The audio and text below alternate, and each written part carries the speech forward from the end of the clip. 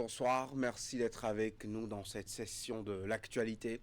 La Direction générale des élections du Sénégal à l'école de la Sénat du Bénin pour 3 jours.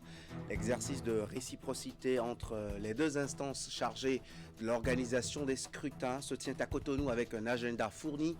Le partage d'expériences met un accent sur le fonctionnement des organes de la commission béninoise.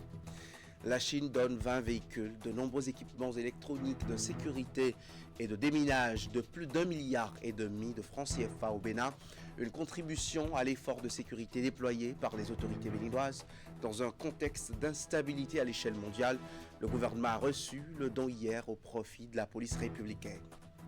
Gouvernance locale satisfaisante au bilan du secteur de la décentralisation et de la déconcentration. Au titre de la gestion 2024, le ministre de tutelle et toute son administration se frottent les mains après la revue sectorielle ensemble avec les partenaires techniques et financiers.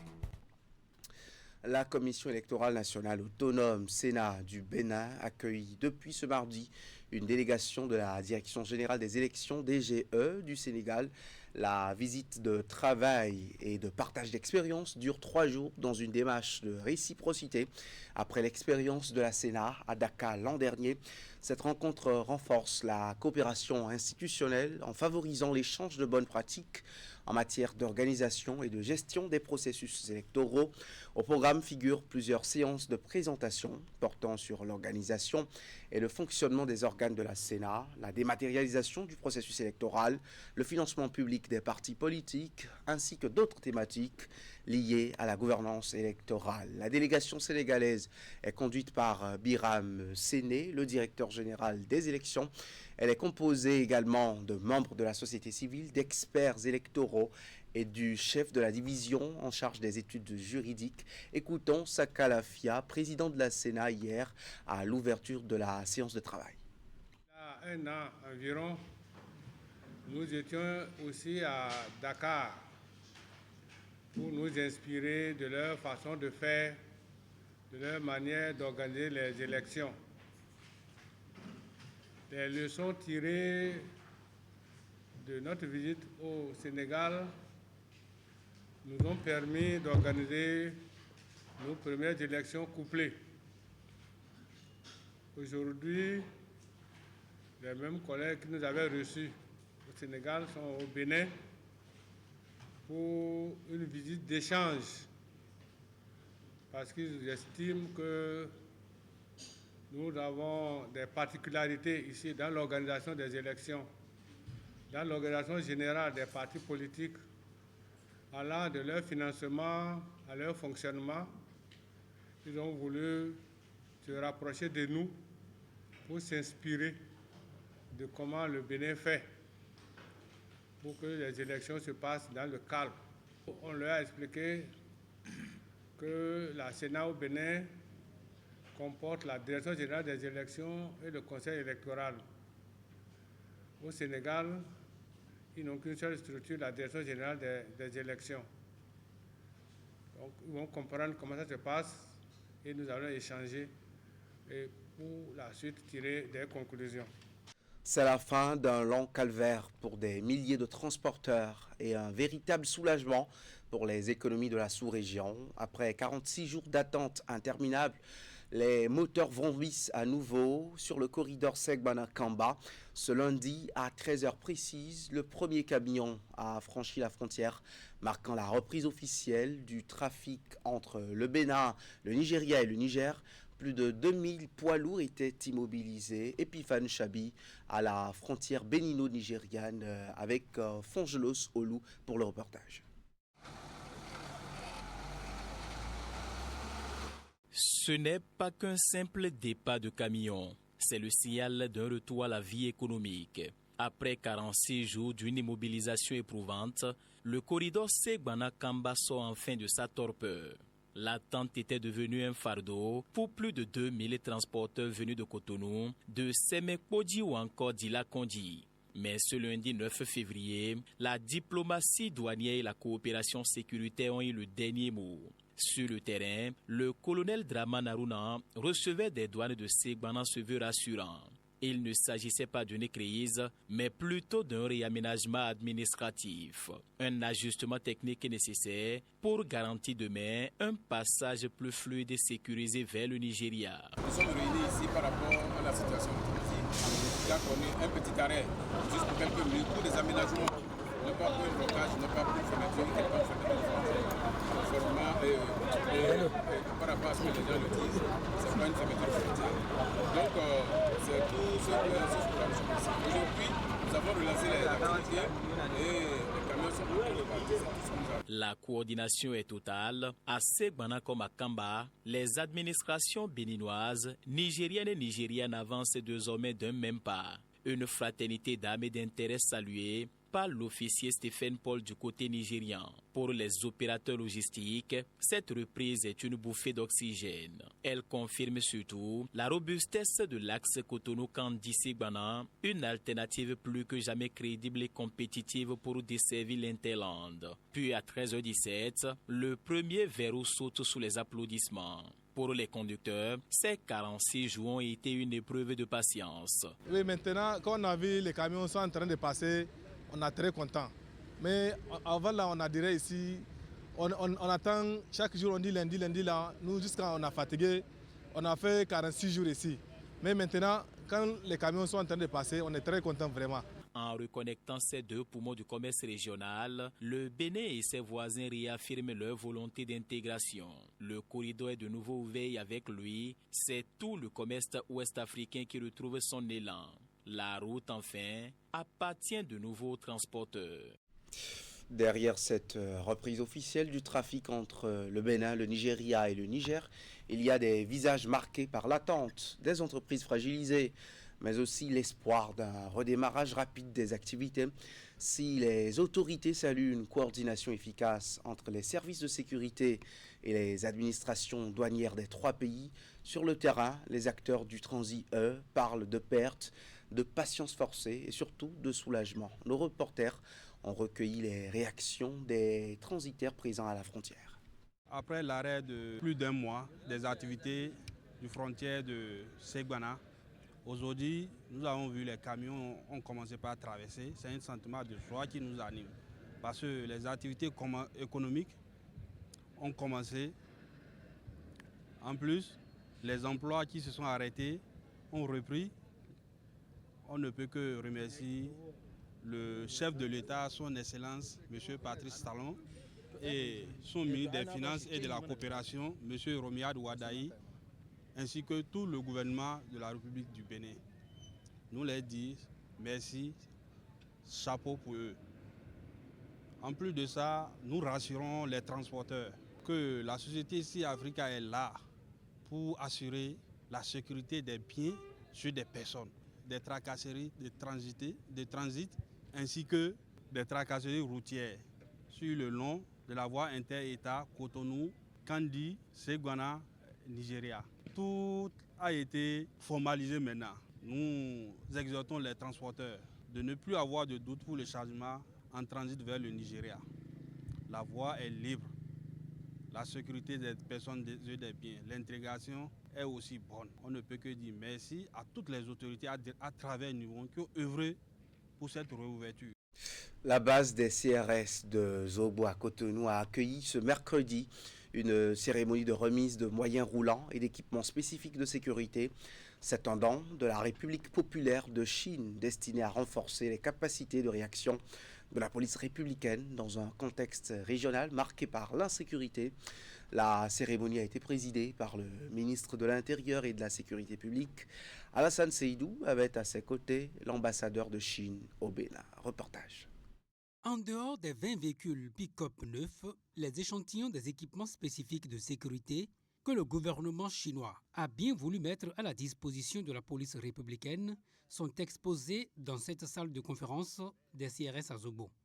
Il s'agit des gilets, des casques de sécurité, des stations de base et des stations relais, des brouilleurs de communication, des systèmes de localisation de véhicules, des GPS, des contrôleurs et des détecteurs de métaux, des fibroscopes et des télescopes, des brouilleurs de communication à vision nocturne, des appareils à rayons X, des combinaisons de protection, des jets d'eau à haute pression, sans oublier les équipements de déminage et de désactivation d'explosifs.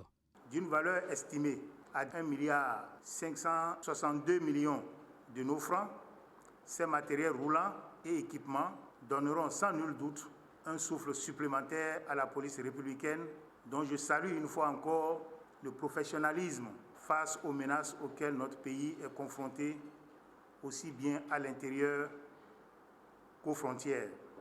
J'apprécie hautement les efforts déployés par les autorités de la sécurité publique et de la police républicaine pour la sécurité nationale, à la stabilité sociale, comme partenaire stratégique et ami sincère du Bénin. La Chine est toujours disposée à apporter un soutien, et aussi pour renforcer la coopération dans le domaine de la sécurité. Ce don intervient dans le cadre de l'initiative de la sécurité mondiale proposée par le président chinois pour une sécurité plus commune, plus globale, plus coopérative et plus durable. Une formation technique est prévue au mois de mars et l'objectif est de mettre les forces de défense et de sécurité béninoises à niveau quant au maniement de ces équipements.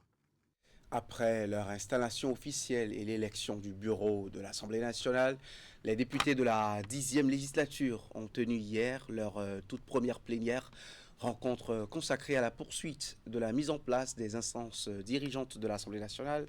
Deux groupes parlementaires naissent, Union progressiste Le Renouveau et le Bloc républicain. Suivez ici un extrait de la déclaration de constitution du groupe UP Le Renouveau par son président Nathan Deaké.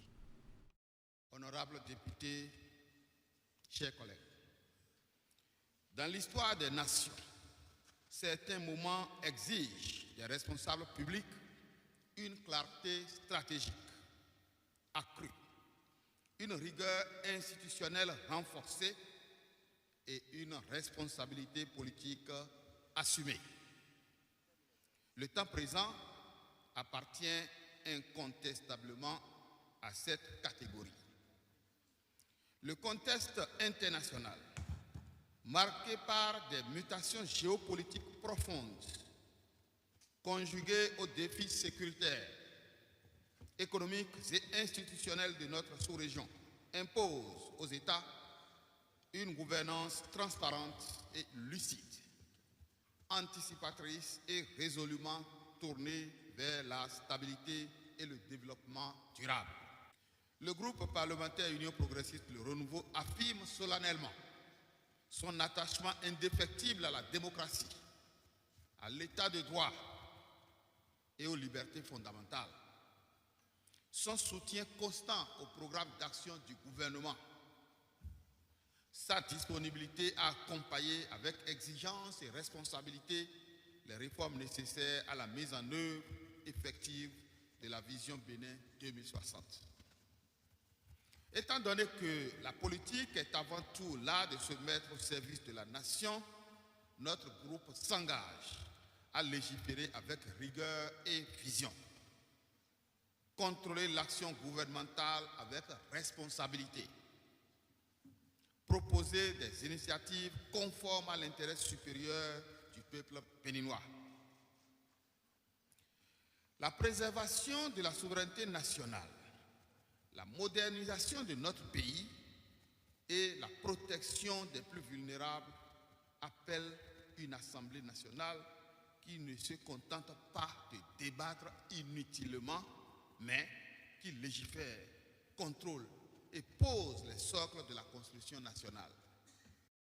À la suite de l'Union progressiste Le Renouveau, le groupe parlementaire Bloc républicain a aussi fait sa déclaration de constitution à la tribune de l'Assemblée nationale. Suivez ici un extrait de cette déclaration lue par le président Hassan Seibou sur des propos recueillis par Emma Rodon.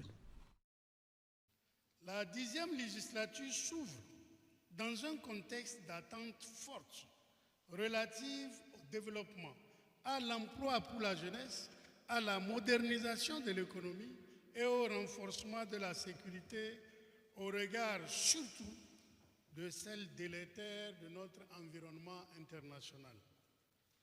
Face à ces défis, notre groupe parlementaire réaffirme son attachement aux valeurs républicaines de création et de distribution équitable de richesses, à la stabilité institutionnelle, gage de paix durable et d'une prospérité induite par la confiance des acteurs économiques nationaux et internationaux.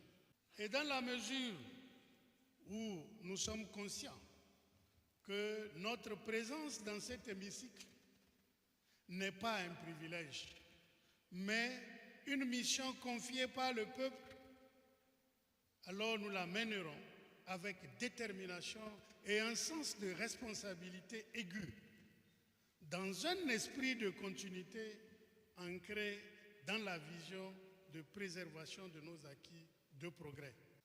Le groupe parlementaire Bloc républicain entend être une force de proposition en initiant des lois utiles à la vie quotidienne des citoyens, une force de contrôle veillant à la bonne mise en œuvre des politiques publiques, une force de rassemblement privilégiant le dialogue au-delà des clivages.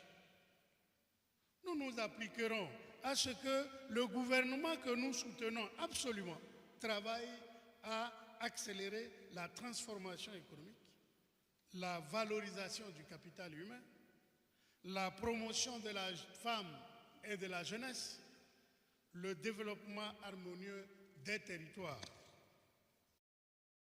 Le ministère de la décentralisation et de la gouvernance locale, en collaboration avec les partenaires techniques et financiers, fait le point des performances enregistrées au cours de l'année 2024. Il s'agit des réalisations et attentes tant au niveau de l'administration centrale que des collectivités territoriales décentralisées. La revue sectorielle du secteur de la décentralisation et de la déconcentration au titre de la gestion 2024 s'inscrit dans une démarche de transparence et de redevabilité, l'ouverture des travaux dans ce compte-rendu. Depuis 2021, les réformes structurelles engagées dans le secteur de la décentralisation au Bénin ont profondément transformé la gouvernance locale, imprimant une nouvelle dynamique à la gestion des communes. Le bilan de la gestion 2024 met en lumière ici des avancées notables, notamment en matière de finances locales, de gouvernance et de performance institutionnelle, même si les disparités subsistent d'une commune à une autre. L'objectif général de cette revue est d'apprécier les performances du secteur 2D au titre de la gestion 2024, notamment sous les aspects finances et gouvernance. Les partenaires réaffirment leur engagement et disponibilité dans l'accompagnement technique et financier des parties prenantes du secteur dans ce contexte de renouvellement des élus communaux et municipaux et de l'opérationnalisation du FIC, Fonds d'investissement communal. Au terme de cette revue, il ressort que les collectivités territoriales décentralisées ont globalement amélioré leurs indicateurs de performance avec des résultats jugés encourageants par les différents acteurs du secteur. Le taux de participation des élus aux sessions ordinaires des conseils communaux est passé de 70,72% en 2022 à 84,59% en 2024, traduisant un renforcement de l'engagement institutionnel et de la responsabilité des élus communaux. Cette revue sectorielle intervient dans un contexte particulier marqué par le lancement du document de planification stratégique Bénin Vision 2060 à la FIA et à la veille de l'installation de nouveaux conseillers communaux. Une étape stratégique qui ouvre de nouvelles perspectives pour la consolidation de la décentralisation et le renforcement du développement local au service des populations. La livraison à domicile s'installe progressivement dans le paysage urbain de la ville de Parakou. Cette activité portée par l'essor du numérique et l'évolution des habitudes de consommation transforme la relation entre commerçants et clients en ouvrant justement de nouvelles perspectives économiques pour de nombreux jeunes. Le secteur encore en phase de structuration repose sur des acteurs de terrain devenus indispensables malgré des conditions de travail parfois difficiles. Constat dans la cité des Kobourou avec Ulrich Chabalot et Socrate Dantolé. La livraison à domicile s'impose progressivement comme un maillon essentiel de l'économie urbaine. Restaurants, boutiques et clients s'appuient de plus en plus sur ces jeunes acteurs de terrain devenus indispensables dans le quotidien de nombreux consommateurs. Pour les restaurateurs, les livreurs jouent désormais un rôle stratégique. Quand on parle de livreurs, beaucoup ont tendance à croire que c'est un boulot qui ne vaut vraiment pas la peine. Alors qu'il faut venir, il faut essayer pour comprendre pour comprendre l'importance de faire des livraisons, parce que ce n'est pas donné à tout le monde de transporter un plat avec un sac au dos et de livrer tout au long sous le soleil, etc. C'est un travail, un métier comme tous les autres métiers. Je voudrais déjà appeler à considération pour ce métier-là. Sur le terrain, le métier de livreur n'est pas sans difficulté. Problèmes de communication avec les clients, mauvaise adresse, circulation parfois compliquée ou encore manque de moyens adaptés. Le quotidien reste éprouvant. Tout travail a toujours des difficultés. Mais de notre côté, des fois, ils nous donnent le numéro des clients et le manger n'est pas encore prêt. Quand on appelle le client comme ça, le client, pour le client, il va penser que nous sommes déjà sur la voie. Donc c'est arrivé là-bas, le client peut crier, ou bien nous sommes sur la voie déjà. Le client peut appeler le boss pour dire que le livreur n'est pas encore venu. Donc il y a aussi des endroits où on va livrer. Vraiment, c'est Dieu qui nous protège. Malgré ces défis, le secteur continue de se structurer. À Parakou, des agences de livraison voient déjà le jour, signe d'un marché en pleine expansion, une professionnalisation progressive qui laisse entrevoir un avenir prometteur. Actuellement, je pense que la livraison n'est pas totalement connue dans la ville de Parakou. Mais nous œuvrons de jour en jour afin de faire mieux connaître l'activité, afin que d'ici 5 ans, 10 ans, que chaque individu sache qu'il a la possibilité de commander quelque chose en étant chez lui et l'obtenir directement chez lui sans même se déplacer. Donc notre vision d'ici 5 à 10 ans, c'est ça. Faire savoir aux gens qu'ils n'ont pas forcément besoin de se déplacer pour effectuer certaines activités ou pour avoir quelque chose qu'ils désirent avoir chez eux à la maison. Dans la cité des Kobourou, la livraison à domicile avance à son rythme. Entre opportunités économiques et défis quotidiens, le secteur pourrait, dans les 10 prochaines années, devenir un pilier de l'économie locale et transformer durablement les modes de consommation. On finit avec cette scène devenue banale. Et pourtant, elle frôle le drame à chaque seconde. À Parakou, le carrefour du marché des pots, dans le 1er arrondissement, est aujourd'hui le théâtre d'une attitude déplacée sur la route. Motos, tricycles et même les véhicules s'y croisent dans un ballet où le contresens est érigé en règle. Pour gagner quelques minutes ou éviter un détour, de nombreux usagers n'hésitent plus à défier le code de la route au mépris du danger et sous le regard impuissant des autres conducteurs. Epiphan Chabi et Socrate Anantolé pour le constat. Marché dépôt de Parakou dans le 1er arrondissement. Une pratique routière semble s'être installée comme une habitude quotidienne, la circulation à contresens. Chaque jour, à presque toutes les heures, des usagers défient les règles élémentaires du code de la route, roulant en sens interdit parfois à vive allure. Le phénomène s'observe particulièrement au niveau du carrefour du marché des pots, devenu l'un des points noirs de la circulation dans la zone. Sous le regard souvent impuissant des autres usagers, motos, tricycles et même véhicules s'engagent dans la mauvaise direction, créant un embouteillage, confusion et risque permanent d'accident. Tous les jours, je vois que les gens roulent sur des sens interdits. Donc, une fois qu'on dit sens interdit, ça veut dire que les gens ne respectent pas. Là, il faut prendre pour aller normalement, là il faut aller. Ça avait créé des morts ici, donc il faut qu'on trouve une solution à ça. Bon, il y a d'autres qui le font innocemment, qui ne savent pas, mais il y a d'autres qui savent correctement le code de la route. Certains pratiquants de contresens tentent de se justifier, gain de temps, évitement des bouchons ou simple habitude. C'est tous les jours, cela se constate et on ne peut pas éviter ça. Parce que si au niveau de l'entrée du marché, là, ils ont fait une voie pour pouvoir entrer par là, ça serait bon. Mais voir que là où il faut dévier, c'est à plus de 100 mètres. Donc ça fait que beaucoup de personnes ne prennent pas le sens interdit. À chaque fois, on prend ce risque. Des arguments qui pour les spécialistes ne tiennent pas. Selon Alain Tébikois, moniteur d'auto-école, cette pratique expose les conducteurs à d'énormes risques. Au lieu d'aller contourner et prendre le sens normal, non. Ils voient que bon, pour économiser quelques centilitres, donc ils préfèrent prendre un sens interdit au risque d'aller percuter un autre usager qui vient en sens inverse. Bon, il y a des risques qui sont multiples. Il y a des risques de collision frontale et des risques de collision latérale. Donc ça peut arriver. En attendant des mesures plus fermes des autorités compétentes, le carrefour du marché dépôt continue donc de vivre au rythme des contresens, une habitude risquée qui pourrait à tout moment virer au drame. Journal terminé, merci de l'avoir suivi. À 20h, l'info continue. Le thème ce soir, que retenir des alliances, sinon des accords politiques. Vous avez deux analystes en plateau, c'est à 20h précise avec Warab Alikbara. Merci d'y être avec nous.